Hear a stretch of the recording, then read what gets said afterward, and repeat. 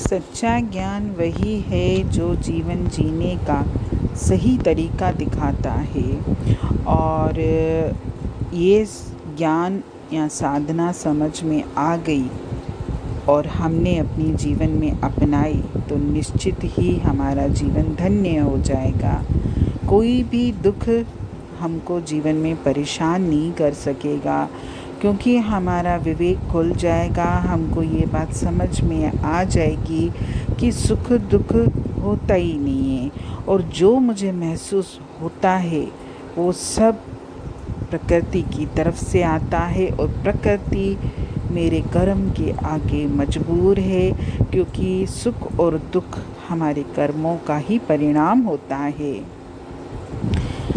ये साधना, ये प्रभु का रास्ता इतना सरल है कि अगर हम वाकई दिल से चाहें इस रास्ते पर चलना, तो हमको लगेगा कि संसार की राह पर चलना तो बहुत कठिन है, प्रभु का रास्ता तो कितना सरल है।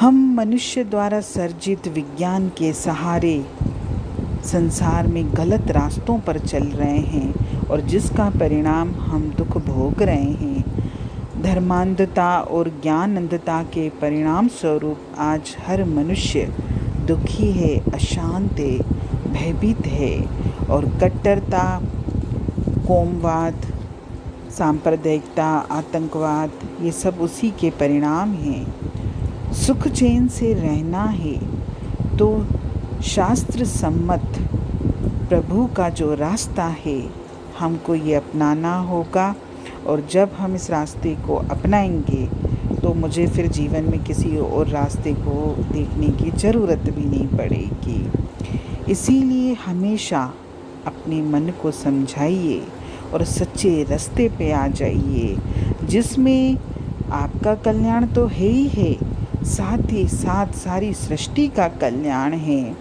और इस ज्ञान रूपी रास्ते का जो लाभ है वह अवर्णनीय है, न केवल मेरे लिए अपितु आप सब के लिए, ऐसा मेरा मानना है। फिर भी आप माने या न माने ये आपकी इच्छा, लेकिन आध्यात्म का रास्ता, उस परम पिता प्रभु का रास्ता केवल हमको लाभ ही देगा। और अगर हमारे मन में विश्वास होगा तो हम पाएंगे भी ज़रूर। हम देने वाले कौन होते हैं? हमारे पास हमारा कुछ था ही क्या जो हम औरों को दे सकें? हमें तो प्रभु ने जो अनुभव दिया है वही दूसरों को हमने बांटा है। फिर भी अगर कोई हमारे अनुभवों से लाभ उठाकर जीवन में इस रास्ते पर आगे बढ़ता है, उसका बहुत बहुत धन्यवाद है। जिस तरह भारी रोलर को लुढ़काना मुश्किल होता है और लुढ़कने के बाद उसे रोकना मुश्किल होता है, समाज में भी कुछ ऐसा ही दिखता है। जब भी कोई नया सिद्धांत रखा जाता है तो उस नए सिद्धांत को स्वीकार करना मुश्किल होता है, और जिसका हमने स्वीकार कर लिया है उसको हटाना मुश्किल होता है। बहुत ही लंबा इतिहास है कि जिसने भी कोई नया सिद्धांत समाज के सामने रखा उसका कड़ा विरोध हुआ है। यहाँ तक कि कई बार सच्चा रास्ता बताने वालों को तो मृत्यु दंड तक दे दिया गया। आज हमारे सामने हमने जो भी सिद्धांत स्वीकार किए हैं उसमें ज़रूरी नहीं है कि जो हम पुरानी बातों को लेके बैठे हैं या पुराने सिद्धांतों को हम अपना रहे हैं पूरी तरह से वो सही हैं। हो सकता है कि आज के दौर में उन सिद्धांतों को भी बदलने की ज़रूरत है।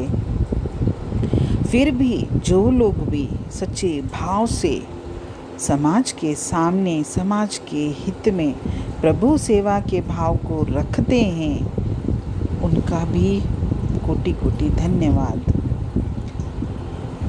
जीवन में नया सिद्धांत स्वीकार करना इतना सरल नहीं है, लेकिन अगर हम प्रयास करें तो कठिन भी नहीं है। और जिसने भी इसको स्वीकार नहीं किया यानी उसने केवल संसार को ही महत्व दिया है, प्रभु के रास्ते को स्वीकार नहीं किया, या उसने नहीं माना कि प्रभु का रास्ता ही सच्चा रास्ता है, संसार का रास्ता झूठा रास्ता है। और जिसने भी इसको स्वीकार नहीं किया, वो अपने में अगर लगा रहा तो उसने जीवन के अंत समय तक कुछ नहीं पाया।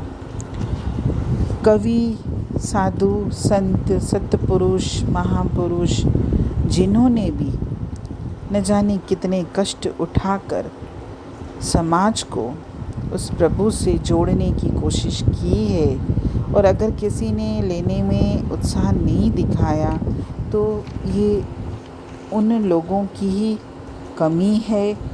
इसमें उनके अनुभव का, उनके ज्ञान का कोई दोष नहीं है। सबसे विनम्र प्रार्थना है कि इस रास्ते पर जितना हो सके जल्दी चलना शुरू करिए, विलंब मत करिए, क्योंकि कहा भी जाता है शुभस्य शीघ्रम। और धर्म के काम में, प्रभु के काम में, प्रभु के रास्ते पर चलने में ढील क्यों?